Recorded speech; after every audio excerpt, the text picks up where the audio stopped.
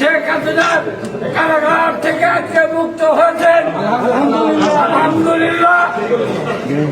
17 বছর ধরে এই সরকারের পতনের লক্ষ্যে আন্দোলন সংগ্রাম করে শহীদ হয়েছে।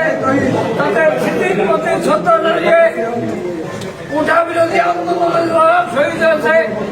তাদের আত্মার কামনা করে একজনের আন্দোলনের দ্বারা শহীদ হয়েছে।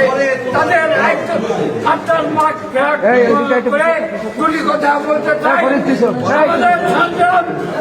আমাদের সংগ্রাম অব্যাহত থাকবে। মাগুরা 2 জেলা মাগুরা জেলায় আরেকটি আন্দোলন অবলম্বন করতে হবে।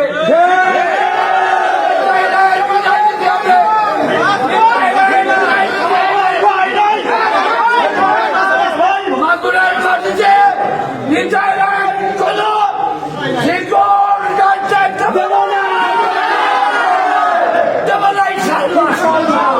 ধন্যবাদ।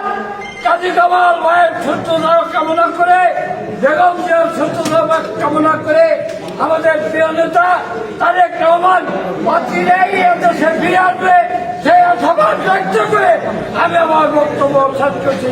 সবাইকে ধন্যবাদ।